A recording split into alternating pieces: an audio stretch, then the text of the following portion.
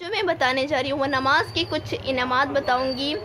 تو اللہ کے رسول صلی اللہ علیہ وسلم نے فرمایا جو شخص 5 وقتہ نماز پڑھتا ہے، پہلا رزق کی تنگی دور کی جاتی ہے، دوسرا قبر عذاب سے محفوظ، تیسرا پل صراط سے پار کر دیا جائے گا، چوتھا بغیر حساب کتاب جنت میں داخل کر دیا جائے گا، اور پانچواں نام اعمال دائیں ہاتھ میں دیا جائے گا۔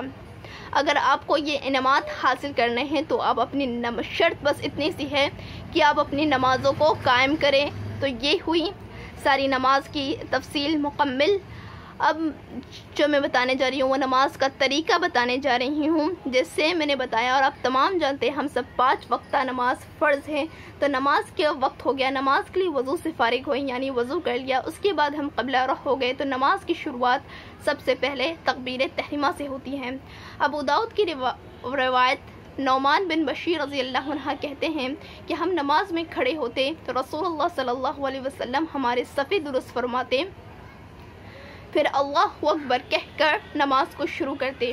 یعنی نماز کی ابتدا کس سے ہو رہی ہے؟ تکبیر تحریمہ سے، یعنی اللہ اکبر کہہ کر ہمیں اپنی نماز کو شروع کرنا ہے۔ ایک اور روایت بخاری اور مسلم کی ہے، عبداللہ بن عمر رضی اللہ عنہ کہتے ہیں کہ میں نے نبی صلی اللہ علیہ وسلم کو دیکھا کہ آپ نے نماز کی پہلی تکبیر کہی اور اپنے دونوں ہاتھ کاندھوں تک اٹھایا، اور کچھ روایتوں میں کانوں تک بھی ہیں۔ تو ہمیں تکبیر تحریمہ اپنی نماز کی شروعات کس طریقے سے کرنا ہے؟ تکبیر تحریمہ سے کرنا ہے۔ اللہ اکبر کہہ کر ہمیں اپنی نماز کو شروع کرنا ہے، اپنی نماز کی ابتدا کرنا ہے۔ ابو داؤد اور ترمذی کی روایت ہاتھ اٹھاتے وقت انگلی کشادہ اور انگلی کھلی رکھیں، یعنی جیسے ہم نماز کے لیے کھڑے ہوئے تکبیر تحریمہ یعنی اللہ اکبر کہتے ہوئے ہم اپنے جب کندھوں تک اپنے ہاتھ اٹھائیں گے تو ہمارے ہاتھ اور انگلی کیسے ہونی چاہیے؟ انگلیوں کے درمیان ہلکا سا بیچ میں گیپ ہونا ہے۔ آپ ایسے بھی نہ کریے گا مکمل طور سے پھیلا دیں، مکمل طور سے ملا دیں، آپ ایک نارمل رکھیں۔ اکثر لوگ صرف ایسے کرتے، صرف ایسے مکمل طور سے بھی نہیں کرتے، صرف ایسے کرتے، جبکہ درست عمل نہیں ہے۔ آپ غور سے دیکھیے اور غور سے سنیے ایک ایک رکن کو کس طرح ادا کرنا ہے۔ ہمیں اپنے دونوں ہاتھ کاندھوں تک اٹھانا ہے، اللہ اکبر کہتے ہوئے اپنے دونوں ہاتھ کاندھوں تک اٹھانا ہے، اور جو ہماری ہاتھ کا جو رخ ہے وہ قبلہ رخ ہوگا، ہمارا ہاتھ کا رخ بھی قبلہ رخ ہوگا۔ اس کے بعد ہاتھ اٹھا لیے، نماز کی شروعات ہو چکی۔ اب ہمیں دعا پڑھنا ہے۔ ابو ہریرہ رضی اللہ عنہ فرماتے ہیں، یہ روایت بخاری، مسلم، ابو داؤد، نسائی اور ابن ماجہ کی ہے۔ ابو ہریرہ رضی اللہ عنہ فرماتے ہیں کہ رسول اللہ صلی اللہ علیہ وسلم تکبیر تحریمہ کے بعد قرات شروع کرنے سے پہلے تھوڑی دیر خاموش رہتے۔ انہیں عرض کیا، یا رسول اللہ صلی اللہ علیہ وسلم، اس خاموشی میں آپ کیا پڑھتے ہیں؟ رسول اللہ صلی اللہ علیہ وسلم نے فرمایا، اللہم باعد بینی و بین خطایا کما باعدت بین المشرق والمغرب۔ یہ ایک دعا ہے، اس کے آگے بھی دعا ہے، یہ ایک دعا ہے۔ اسی کے ساتھ ایک اور روایت ہے، ابو داؤد کی روایت امی عائشہ رضی اللہ عنہا فرماتی ہیں کہ جب نبی صلی اللہ علیہ وسلم نماز شروع کرتے تو یہ کلمات پڑھتے، سبحانک اللہم بحمدک وتبارک اسمک وتعالی جدک ولا الہ غیرک، جسے ہم ثنا بھی کہتے ہیں۔ اس کے بعد والا جو ہمیں عمل کرنا ہے وہ پڑھنا ہے اعوذ باللہ من الشیطان الرجیم بسم اللہ الرحمن الرحیم پڑھ کر، اس کے بعد ہمیں سورہ فاتحہ پڑھنا ہے۔ مسلم کی روایت ابو ہریرہ رضی اللہ عنہ فرماتے ہیں کہ نبی صلی اللہ علیہ وسلم نے فرمایا، جس شخص نے نماز میں سورہ فاتحہ نہ پڑھی اس کی نماز نامکمل ہے، اس کی نماز ناقص ہے۔ یعنی اور آپ نے یہ بات 3 مرتبہ دہرائی، یعنی اس کی نماز ناقص ہے، اس کی نماز ناقص ہے، اس کی نماز ناقص ہے، یعنی نامکمل ہے۔ تو سورہ فاتحہ کے بغیر ہم اپنی نمازوں کو مکمل نہیں کر سکتے، ہماری نماز نہیں ہوگی۔ اسی کے ساتھ بخاری اور مسلم کی روایت ہے، نبی صلی اللہ علیہ وسلم نے فرمایا، جس شخص نے نماز میں سورہ فاتحہ نہیں پڑھی اس کی نماز نامکمل ہے، اس کی نماز نہیں، یعنی سورہ فاتحہ کے بغیر ہم اپنی نمازوں کو مکمل نہیں کر سکتے۔ جیسے میں نے بتایا تھا سورہ فاتحہ کا نام صلاۃ کیوں پڑا، تو یہی وجوہات ہے کہ ہم اس کو اپنی نمازوں میں ادا کرتے ہیں۔ اگر ہم سورہ فاتحہ اپنی نمازوں میں ادا نہ کریں گے تو ہماری نماز ہی مکمل نہیں ہوگی۔ تو سب سے پہلے ہمیں دعا پڑھنا ہے، اس کے بعد اعوذ باللہ بسم اللہ پڑھنا ہے، اس کے بعد ہمیں سورہ فاتحہ پڑھنا ہے، سورہ فاتحہ کے بعد ہمیں کوئی دوسری سورت ہمیں ملا کر پڑھنا ہے۔ ابن ماجہ کی روایت جابر بن عبداللہ رضی اللہ عنہ کہتے ہیں کہ ہم ظہر اور عصر کی نماز نماز میں امام کے پیچھے پہلی 2 رکعتوں میں سورہ فاتحہ کے ساتھ کوئی دوسری سورت پڑھتے جبکہ باقی 2 رکعتوں میں صرف سورہ فاتحہ پڑھتے. تو یہاں پر جیسے ظہر کی 4 رکعت فرض، عصر کی 4 رکعت فرض، مغرب کی 3 رکعت فرض، عشاء کی 4 رکعت فرض کی پہلی 2 رکعتوں میں سورہ فاتحہ کے ساتھ کوئی دوسری سورت پڑھتے جبکہ باقی 2 رکعتوں میں سورت پڑھتے یا کسی دوسری سورت کا کوئی حصہ جسے ہم ضمی سورہ کہتے ہیں وہ پڑھتے جبکہ باقی 2 رکعتوں میں صرف سورہ فاتحہ پڑھتے. تو یہاں پر ہمیں مغرب کی تیسری یا چوتھی میں ہمیں ضمی سورہ کی چھوٹ ہے. اگر ہم تیسری یا چوتھی میں صرف سورہ فاتحہ پڑھ لیں گے تو کافی ہے. اس کے بعد والا جو ہمیں عمل کرنا ہے وہ رکوع کرنا ہے. رکوع میں جانے سے پہلے اور رکوع سے سر اٹھاتے وقت تکبیر تحریمہ کی طرح اپنے دونوں ہاتھ کاندھوں تک اٹھانا ہے. یہ ثابت ہے. اکثر لوگوں کی یہ بات نہیں معلوم اور یہ عمل نہیں کرتے جبکہ بہت ساری احادیث اس کے تعلق سے ملتی ہیں کہ ہمیں رکوع میں جانے سے پہلے اور رکوع سے سر اٹھاتے وقت رفع دین کرنا ہے، اپنے دونوں ہاتھ کاندھوں تک اٹھانا ہے. بخاری کی روایت عبداللہ بن عمر رضی اللہ عنہ سے روایت ہے کہ جب نبی صلی اللہ علیہ وسلم نماز شروع کرتے تو کاندھوں تک رفع دین کیا کرتے تھے، اور اسی طرح جب رکوع میں جاتے اور رکوع سے سر اٹھاتے تو رفع دین کے ساتھ کہتے سمیع اللہ ولحمد ربنا لک الحمد کہتے. یہ بہت ہی بڑی سنت ہے جو آج ہم نہیں جانتے اور ہماری نمازوں میں یہ عمل نہیں کرتے جبکہ بہت ساری احادیث اس کے تعلق سے موجود ہیں. اور سجدوں میں رفع دین نہیں کیا کرتے تھے.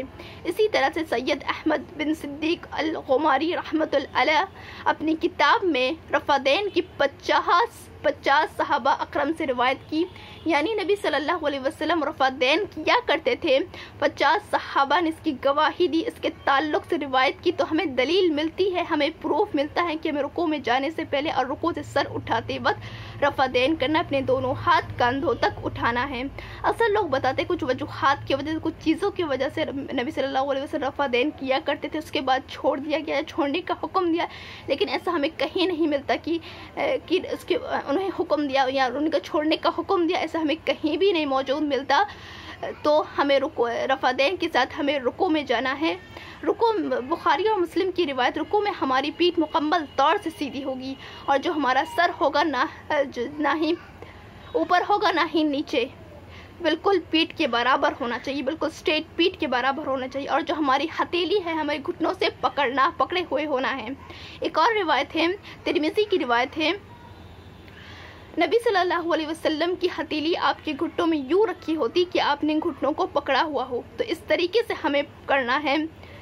اسی طرح رکوع میں ہمیں دعا پڑھنا ہے یا تسبیح پڑھنا ہے، جو کہ ابو داؤد اور ترمذی ابن ماجہ کی روایت ہے. نبی صلی اللہ علیہ وسلم نے فرمایا، جس شخص نے نماز میں سبحان رب العظیم کہا اس کا رکوع پورا ہو گیا. جس نے 3 مرتبہ سبحان رب العظیم کہا اس کا رکوع پورا ہو گیا. لیکن یہ کم از کم درجے کا ہے، کم سے کم منیمم ہم 3 مرتبہ بھی کر سکتے ہیں، 5 مرتبہ بھی کر سکتے ہیں اور 7 مرتبہ بھی کر سکتے ہیں. ہمیں اور نمبرز پہ پڑھنا ہے. اس کے بعد رفع دین کے ساتھ ہمیں رکوع سے اٹھنا ہے. اٹھنے کے ساتھ ہمیں کہنا ہے سمیع اللہ ولحمد ربنا لک الحمد کہہ کر کھڑے سیدھا اسٹریٹ کھڑے ہو جانا ہے. بخاری اور مسلم کی روایت، رفع دین کے ساتھ رکوع سے سر اٹھاتے ہوئے سمیع اللہ ولحمد کہہ کر سیدھا ٹھہر جانا ہے. اس کے بعد بخاری کی روایت، رفع بن رافع رضی اللہ عنہ فرماتے ہیں کہ ہم نبی صلی اللہ علیہ وسلم کے پیچھے نماز پڑھ رہے تھے تو رسول اللہ صلی اللہ علیہ وسلم نے رکوع سے سر اٹھایا تو فرمایا سمیع اللہ ولحمد. تو مقتدیوں میں سے ایک آدمی نے کہا، جو امام کے پیچھے جو نماز پڑھتے تو انہیں مقتدی کہتے ہیں، تو مقتدیوں میں سے ایک آدمی نے کہا سمیع اللہ ولحمد ربنا لک الحمد حمدا کثیرا طیبا مبارکا فیہ. تو جب رسول اللہ صلی اللہ علیہ وسلم نماز سے فارغ ہوئے تو فرمایا یہ کلمات پڑھنے والا کون تھا؟ تو اس شخص نے عرض کیا یا رسول اللہ میں تھا. تو اللہ کے رسول صلی اللہ علیہ وسلم نے فرمایا 30 سے زیادہ اس کا فرشتے اس کا ثواب لکھنے میں جلدی کر رہے تھے ان کلمات کا. تو ان کلمات کو ہم اپنی نمازوں میں ادا کرنا، اس کا بہت بڑا اجر ہے. ان نیکیوں کو ہمیں کمانا ہے، اس کو اپنی نمازوں میں ادا کرنا ہے. اس کے بعد رکوع ہو گیا. رکوع کے بعد ہمیں سجدہ کرنا ہے. سجدہ 7 اعضاء پر کرنا ہے. کتنے اعضاء پر؟ 7 اعضاء پر۔ بخاری کی روایت عبداللہ بن عباس رضی اللہ عنہ کہتے ہیں کہ نبی صلی اللہ علیہ وسلم نے مجھے 7 اعضاء پر سجدہ کرنے کا حکم دیا ہے۔ پیشانی پر کہتے ہوئے نبی صلی اللہ علیہ وسلم نے اپنی ناک کی طرف اشارہ کیا، یعنی پیشانی اور ناک کو ملا کر 1 اعضاء ہو گیا، دونوں ہاتھ ملا کر ٹوٹل 3 اعضاء ہو گیا، دونوں گھٹنے ملا کر ٹوٹل 5 اعضاء ہو گیا، اور دونوں پاؤں کی انگلیاں ملا کر 7 اعضاء ہو گیا۔ تو ان 7 اعضاء پر ہمیں سجدہ کرنا ہے۔ اکثر خواتین بہت الگ طریقے سے کرتی جبکہ درست عمل نہیں ہے۔ سجدے میں سب سے پہلے اپنے ہاتھوں کو ڈالنا ہے۔ اکثر خواتین سب سے پہلے بیٹھتی ہے جبکہ یہ درست عمل نہیں ہے۔ سجدے میں سب سے پہلے ہمیں اپنے ہاتھوں کو ڈالنا ہے، اس کے بعد پیشانی اور ناک، اس کے بعد ہمیں بیٹھنا ہے۔ اس کے بعد بخاری کی روایت ابن عمر رضی اللہ عنہ فرماتے ہیں کہ ہاتھ گھٹنوں سے پہلے رکھتے ہیں اور فرماتے کہ نبی صلی اللہ علیہ وسلم بھی ایسے ہی کیا کرتے تھے، تو ہمیں ہاتھ گھٹنوں سے پہلے رکھنا ہے۔ اسی کے ساتھ بخاری کی روایت سجدے میں پیشانی اور ناک زمین سے لگائیں، یعنی پیشانی اور ناک ہمیں زمین سے ٹیکنا ہے اور ہمارے ہاتھ کندھوں کے برابر رکھنا ہے۔ جو ہم ہاتھ رکھیں گے وہ کندھوں کے برابر رکھیں گے۔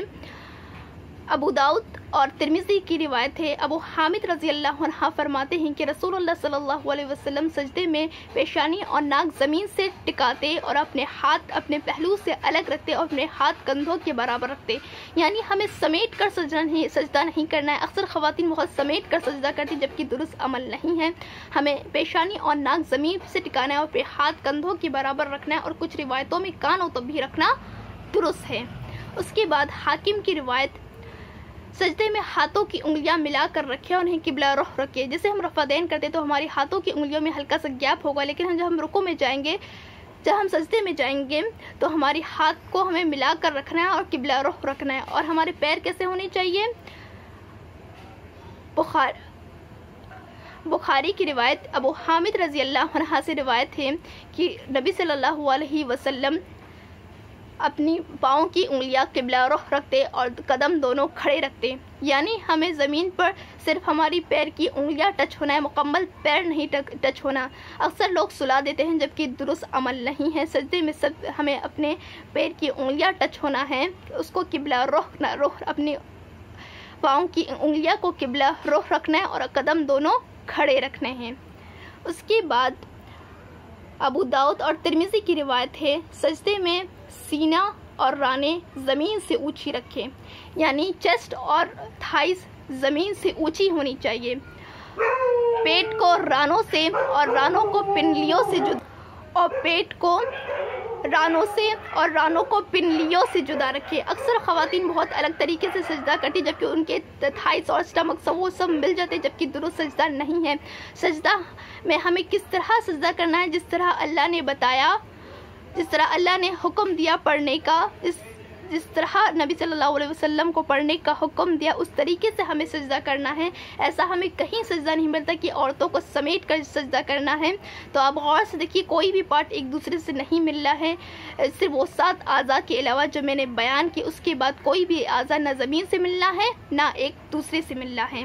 اس کے بعد مسلم کی روایت حذیفہ رضی اللہ عنہ فرماتے ہیں کہ نبی صلی اللہ علیہ وسلم سجدے میں سبحان رب الاعلیٰ پڑھتے، بالکل اسی طرح جس طرح رکوع میں سبحان رب العظیم 3 مرتبہ، 5 مرتبہ اور 7 مرتبہ پڑھتے ہیں، اسی طرح سجدے میں سبحان رب الاعلیٰ 3 مرتبہ، 5 مرتبہ اور 7 مرتبہ ہمیں پڑھنا ہے۔